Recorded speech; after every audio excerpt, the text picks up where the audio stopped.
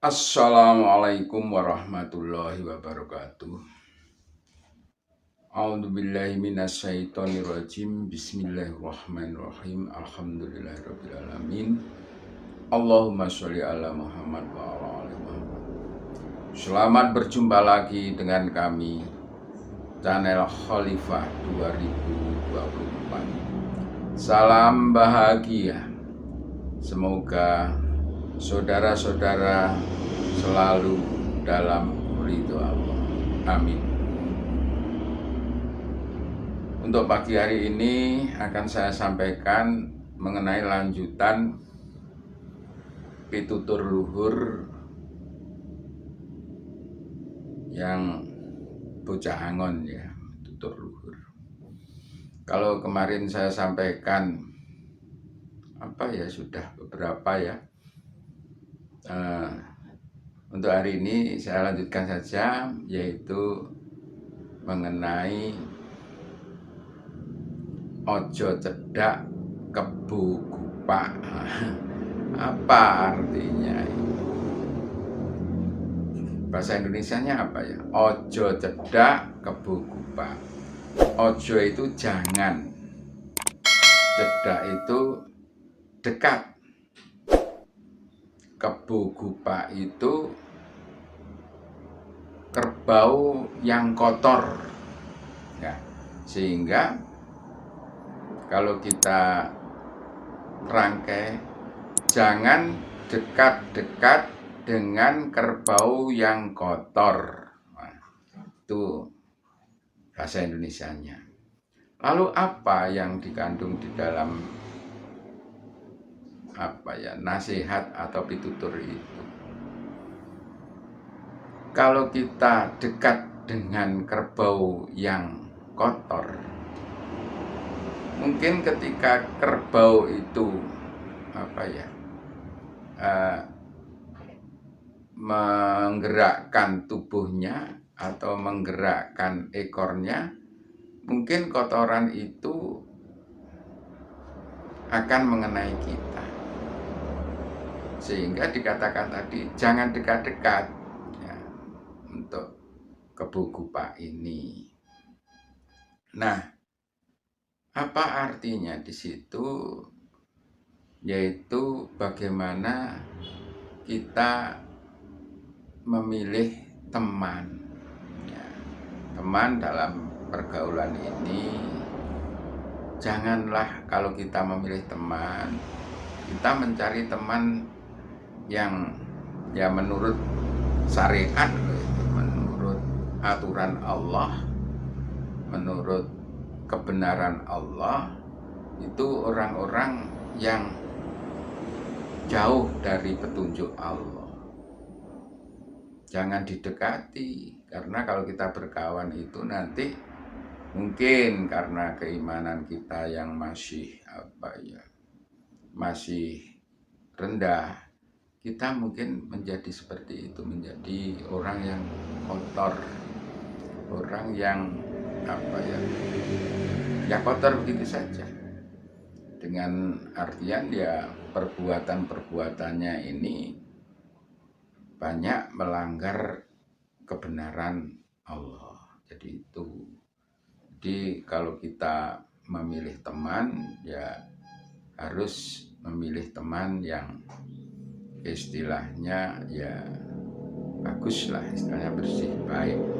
Nah, ini mungkin saya cuplikan sedikit mengenai tembang lagi ya, atau lagu.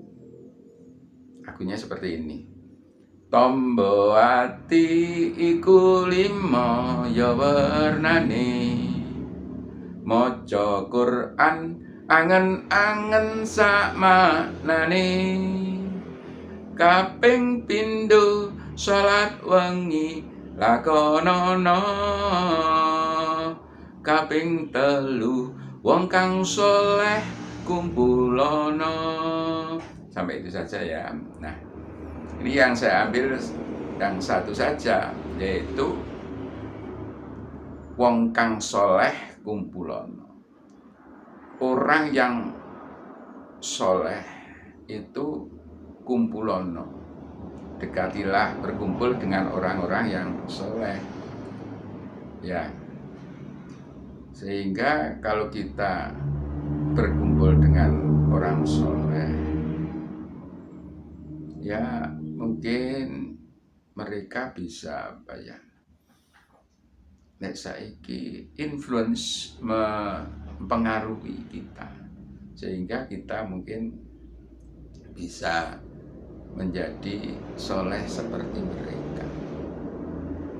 Soleh di sini selalu saya katakan bahwa kesalehan ini ya kesalehan apa ya istilahnya rohani ya, rohani apa ya, rohani gitu aja, saya kok lupa itu istilahnya, kesalehan spiritual. baru nyampe nih. Jadi ada kesalehan spiritual di situ. Orang-orang seperti ini kita harus apa ya istilahnya berkawan dengan mereka. Bukan artinya apa ya bahwa kita itu tidak mengenal saudara-saudara kita yang lain, hanya orang soleh saja. Tidak, semua kita kenal, semua kita bergaul dengan mereka dengan baik ya. Namun yang dijadikan sohib, sahabat karib ini orang-orang yang soleh secara spiritual. Ya mungkin boleh ini nanti kemana-mana ya, mungkin soleh secara emosional ya, intelektual dan yang lain-lain ya. Jadi kesalehan seperti itu adalah nanti bisa kita apa ya teladani bagaimana mereka berbicara, bagaimana pikiran-pikiran mereka yang lurus, bagaimana mereka beramal. Nah, di situ kita ambil bahwa kita dari teman-teman kita. Dulu ada apa ya dawuh yang ini, kalau kita berteman dengan pandai besi, nanti ketika pandai besi itu apa ya, kalau istilahnya bekerja itu kan apinya itu meluncat-luncat, sehingga kalau kita dekat dengan pandai besi mungkin kita kena percikan api ya, kita menjadi kotor, baju kita mungkin bolong-bolong, berlubang itu ya. Sehingga di situ ada dawuh yang kalau kita berteman dengan orang yang menjual minyak wangi misalnya, parfum kalau sekarang itu, ya mungkin kita ini coba ini parfum yang ini, coba lihat, nah, kulit kita atau baju kita diberikan minyak wangi, nah baunya juga harum. Nah itu sehingga kalau berteman kita memilih sebagai teman akrab, maksud saya itu tidak orang-orang mengenal orang yang lain, semua kita kenal, semua kita pergauli. Namun untuk kita jadikan sahabat, kita jadikan panutan, yang menjadi influencer itu adalah orang-orang yang soleh, orang soleh kumpulono ya. Jadi itu yang saya ambil, tidak semua apa tombol hati tadi ya. Ya, jadi disitulah bahwa kita dalam pergaulan ini kita harus bisa memilih dan memilah. Lalu bagaimana mengenai ini? Wah, kalau Anda nanti sudah menjadi orang soleh, kerbau yang kotor itu ya dimandikan, dicuci oleh orang yang soleh ini, tidak dijauhi ya.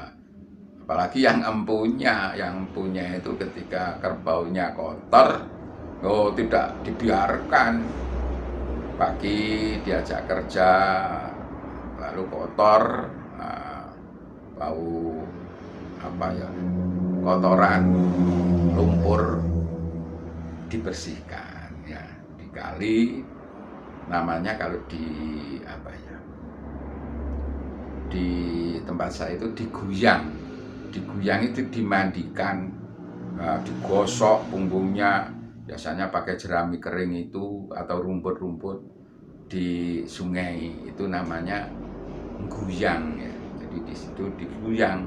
Kalau saudara-saudara nanti sudah mempunyai itu ya diguyang. Nah, kalau saudara sudah seperti itu diguyang teman-temannya itu nanti yang apa ya, yang kerbau itu ya, kalau kita sudah bisa memberikan apa ya, kita tidak takut kotor karena kita sudah bersih, kita memandikan kerbau sambil kita memandikan diri sendiri. Artinya apa? Sambil memandikan orang lain, kita juga memandikan diri sendiri. Kita bersihkan orang lain, kita juga bisa membersihkan diri kita sendiri. Ya, jadi itu mengenai apa tadi? Ojo cedak kebo kupak.